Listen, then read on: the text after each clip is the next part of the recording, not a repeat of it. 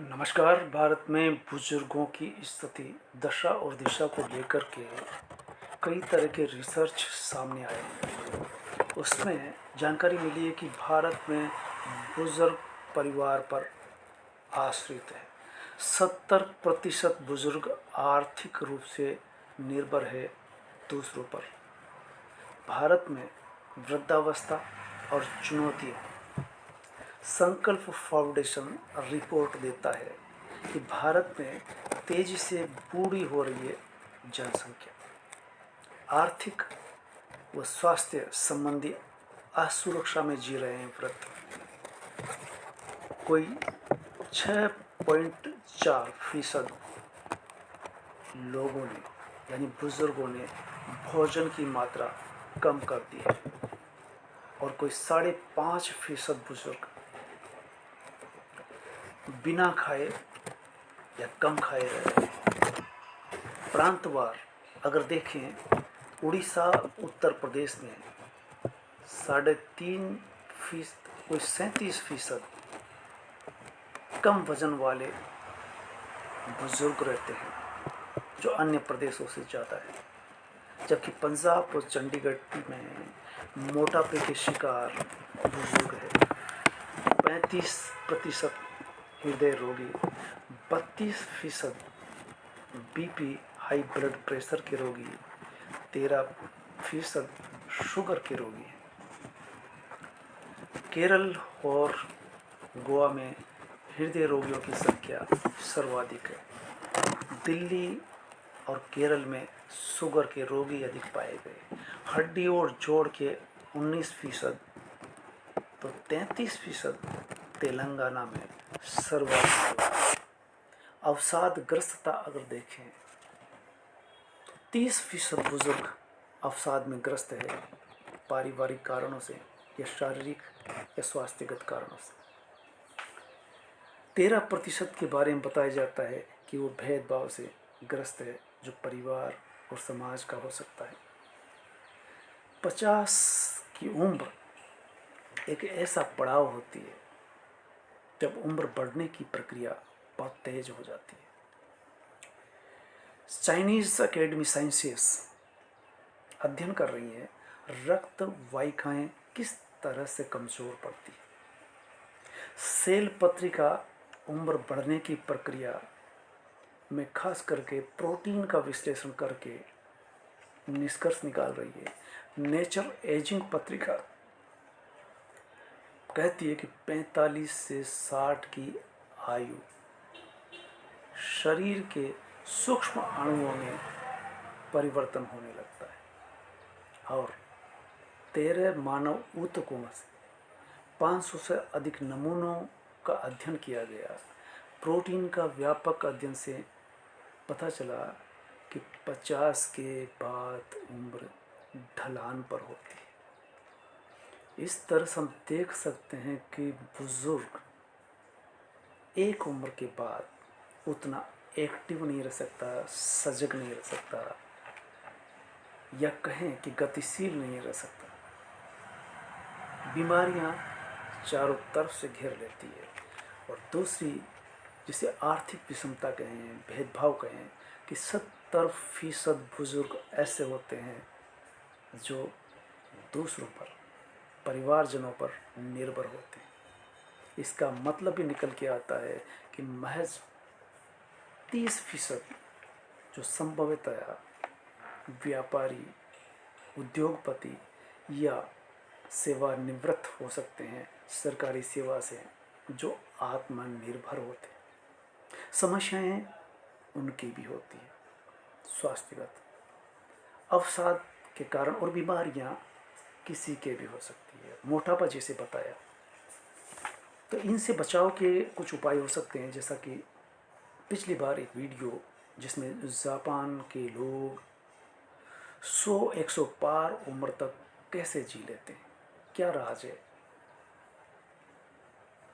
सामाजिक पारिवारिक स्तर पर वृद्धावस्था के कई ऐसे कारण हैं जिसके चलते वे अवसादग्रस्त होते हैं।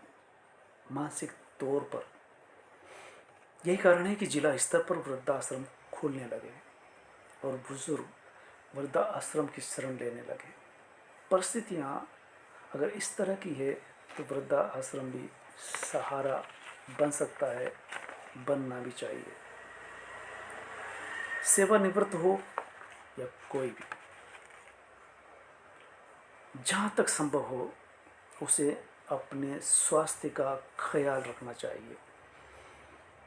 इस अर्थ में हम देख सकते हैं कि अगर जो एंड्रॉयड फ़ोन का इस्तेमाल करते हैं वे इस तरह के वीडियो देख सकते हैं, समझ सकते हैं, मनोरंजन कर सकते हैं, राजनीतिक विश्लेषणों से रूबरू हो सकते हैं और आसपास से संबंध स्थापित कर सकते हैं, प्रातःकालीन घूमना जारी रख सकते हैं। बताया जाता है कि कम से कम 2.5-3 किलोमीटर उन्हें भ्रमण करना ही चाहिए। और जापान में सर्वाधिक उम्र पाने वाले बुजुर्ग कहते हैं कि जीने का एक टास्क, एक उद्देश्य होना ही चाहिए, सीखने की प्रवृत्ति जारी रहनी चाहिए और समूह से, दोस्ती से या अनजान लोगों से भी वो बातचीत कर सकते हैं, अपने व्यवहार का या अपनी मानसिक स्तर के अनुकूल, चाहे कम उम्र के हो या बराबर की उम्र के हो, उनसे दोस्ती जैसा संबंध स्थापित किया जा सकता है। दूसरा, जब खाली समय इतना सारा है, नींद कम आती है, जल्दी नींद खुल जाती है, तब क्या करें? समय नहीं कटता, तो इसका बहुत बड़ा उपाय और वो सीधा सरल उपाय कि वो ध्यान करें। और ध्यान करना में कोई पैसा नहीं होता। अगर वो किसी विपश्यना सेंटर जा सकते हैं बस में बैठकर, तो बस का ही किराया लगेगा, वह रहने का, खाने का कोई फीस नहीं होती। और वो सीखने के बाद घर आकर के वे सुबह शाम 1-1 घंटा अगर विपश्यना ध्यान में बैठते हैं तो मन स्थिर होता है, मन को संतुलन में रख सकते हैं, मन को संयम में रख सकते हैं, मन को वाच कर सकते हैं और इस तरह से देख सकते हैं कि जीवन का नज़रिया ही बदल जाएगा। है समस्या है, दुख है, लेकिन दुख का कारण भी है। तो कारण क्या है? अब आप इस विषय पर ठहर करके, स्थिर होकर के और ध्यान मग्न होकर के सोच सकते हैं अपने बारे में, समाज के बारे में, परिवार के बारे में, देश के बारे में, देश दुनिया के बारे में। और कोई भी ऐसी स्थिति पैदा ना हो कि आप बेवजह किसी के साथ तर्कों में उलझें, बहस में उलझें, चाहे वो परिवार जन ही क्यों ना हो, मोहल्ले वाले ही क्यों ना हो, रिश्तेदार ही क्यों ना हो। आप अंतस्थ मन के अंदर उतरने की प्रक्रिया में उतर जाएंगे, तब आपके मन को अस्थिर करने का कोई कारण नहीं हो सकता। जो कहा जाता है विपश्यना में यानी ध्यान में कि आपका कोई दुश्मन नहीं इस दुनिया में सिवाय आपके मन के। और अगर हम इस ध्यान स्थिति में हैं और इस रास्ते पर चल रहे हैं, इस पथ पर आगे बढ़ रहे हैं, तब ये कोई समस्या ही नहीं। कहते हैं कि अगर समस्या आ भी गई तो अनित्य बोध, राग द्वेष से परे होना हमें जीवन की सही राह दिखा सकता है। तो जीवन हम कैसे बेहतर तरीके से जिए ये है हमारे हाथ में।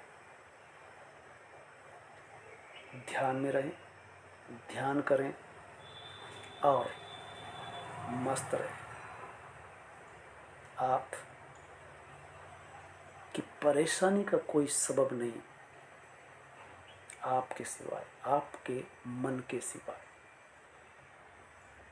आप घर गृहस्थी की चिंता करते हैं, तो ऋषि मुनियों को देखिए और बुद्ध को देखिए कि वो 2-3 घटना को देख सुन करके मन को स्थिर किया, संकल्प लिया और घर से यानी महल से इस तरह से चल दिए कि जब किसी ने पूछा कि आप तो राजा हो, महल मिला हुआ है, आपको किस बात की चिंता? तो उन्होंने कहा कि वो महल जो आपको दिख रहा है वो चल रहा है, उसमें आग की लपटें उठ रही है, धूं धूं कर चल रहा है।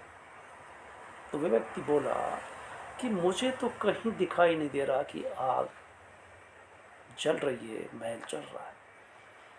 बोला कि मुझे दिखाई दे रहा है कि मैं वहीं से आया हूँ, महल में आग लगी हुई है, इसलिए बच करके आया हूँ। फिर वो दोबारा उस महल में नहीं गए।